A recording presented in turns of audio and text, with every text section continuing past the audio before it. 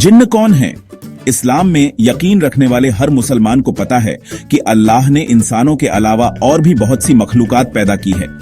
ये मखलूकात इंसानों की तरह ही अलग अलग किस्म की होती है और उनमें से एक मखलूक जिन्न है।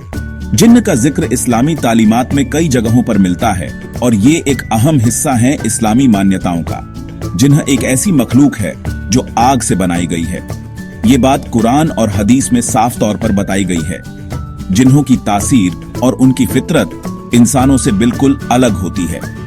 वे आग से बने होते हैं, इसलिए उनकी शक्ल और सूरत भी इंसानों से अलग होती है। जिन्हों की आग से बनी होने की वजह से वे बहुत तेज और ताकतवर होते हैं। वे इंसानों की तरह ही सोच सकते हैं, समझ सकते हैं और फैसले ले सकते हैं, लेकिन उनकी ताकत और उनकी फितरत की वजह से वे इंसानों से बहुत अलग होते हैं। इंसानों की तरह जिन्न में भी अच्छे और बुरे दोनों तरह के होते हैं।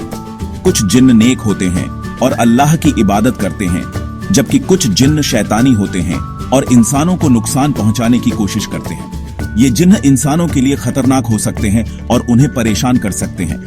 कुछ जिन्न इंसानों को नुकसान पहुंचा सकते हैं, जबकि कुछ बिल्कुल भी परेशान नहीं करते। जिन्हों की ये फितरत उन्हें इंसानों के लिए एक रहस्यमयी और डरावनी मखलूक बनाती है। लेकिन हमें ये भी याद रखना चाहिए कि जिन्न भी अल्लाह के हुक्म के पाबंद होते हैं और वे बिना अल्लाह की इजाजत के कुछ नहीं कर सकते। कुरान में जिन्न का जिक्र कई जगहों पर आया है, जिससे पता चलता है कि उनका वजूद हकीकत है।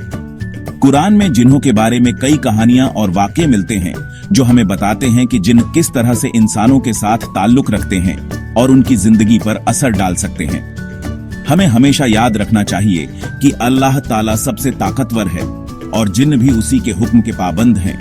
जिन्हों की ताकत और उनकी फितरत चाहे कितनी भी रहस्यमयी और डरावनी क्यों न हो, हमें अल्लाह पर यकीन रखना चाहिए और उसकी इबादत करनी चाहिए।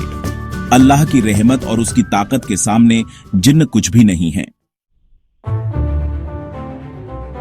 जिन्न के प्रकट होने के कई तरीके हो सकते हैं।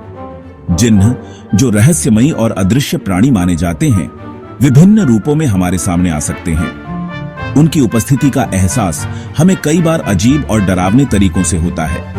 कभी कभी वे किसी जानवर या इंसान की शक्ल में सामने आ सकते हैं, जैसे कि एक भेड़िया जिसकी आंखें चमक रही हों या एक इंसान जो अचानक किसी जानवर में बदल जाए।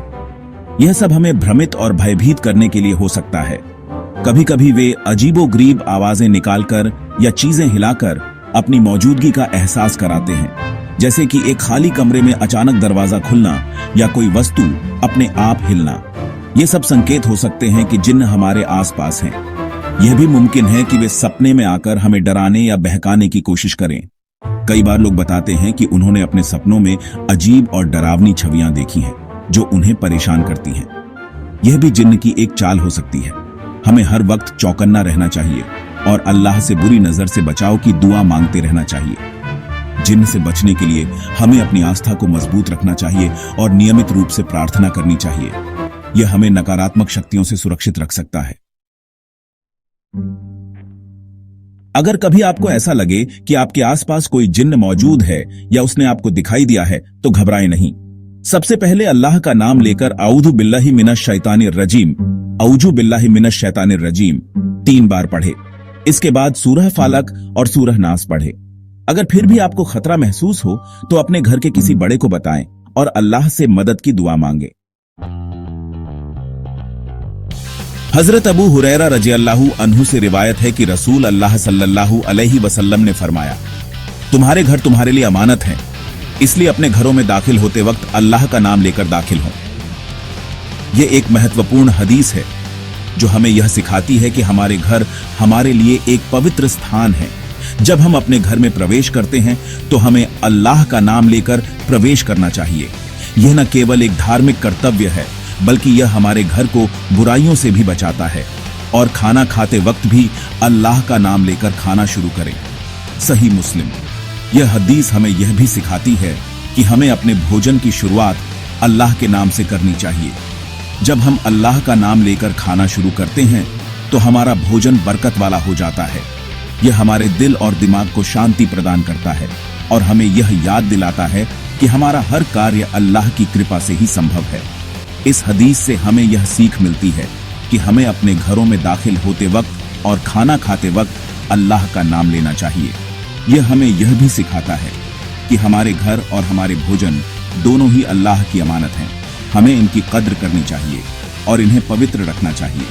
ऐसा करने से घर में रहने वाले जिन्न हमसे दूर रहते हैं और हमें किसी भी तरह का नुकसान नहीं पहुंचाते। यह हदीस हमें यह भी बताती है कि जब हम अल्लाह का नाम लेकर अपने घर में प्रवेश करते हैं और खाना खाते हैं तो हमारे घर में रहने वाले जिन्न हमसे दूर रहते हैं। यह हमें किसी भी तरह के नुकसान से बचाता है और हमारे घर को एक सुरक्षित और शांतिपूर्ण स्थान बनाता है। इस प्रकार यह हदीस हमें यह सिखाती है कि हमें अपने हर कार्य में अल्लाह का नाम लेना चाहिए और उसकी कृपा का आभार व्यक्त करना चाहिए। यह हमारे जीवन को सुखमय और शांतिपूर्ण बनाता है। हमें हमेशा याद रखना चाहिए कि अल्लाह ताला हर चीज पर कादिर है और जिन भी उसी के हुक्म के पाबंद हैं। अगर हम अल्लाह की पनाह में रहेंगे और नेक आमाल करेंगे तो कोई भी जिन्न हमें नुकसान नहीं पहुंचा सकता। हमें 5 वक्त की नमाज अदा करनी चाहिए, कुरान पढ़ना चाहिए और नेक काम करने चाहिए। जिन्न के वजूद से डरने की जरूरत नहीं है। अगर हम अल्लाह की इबादत करेंगे और गुनाहों से बचेंगे तो अल्लाह ताला हमें हर तरह के खतरे से महफूज रखेंगे। याद रखें, डर और खौफ शैतान का हथियार है। अल्लाह ताला ने जिन्न और इंसान को अलग अलग मकसद से पैदा किया है। हमें जिन्न से दूर रहना चाहिए और उनसे किसी भी तरह का वास्ता नहीं रखना चाहिए। हमें अपनी जिंदगी अल्लाह की इबादत और नेक आमाल करते हुए गुजारनी चाहिए। नेकी का रास्ता ही हमें हर तरह की बुराई से बचाता है। हमें झूठ, चुगली, गीबत और दूसरी बुरी आदतों से दूर रहना चाहिए। हमें हमेशा सच बोलना चाहिए, ईमानदारी से पेश आना चाहिए और जरूरतमंद लोगों की मदद करनी चाहिए।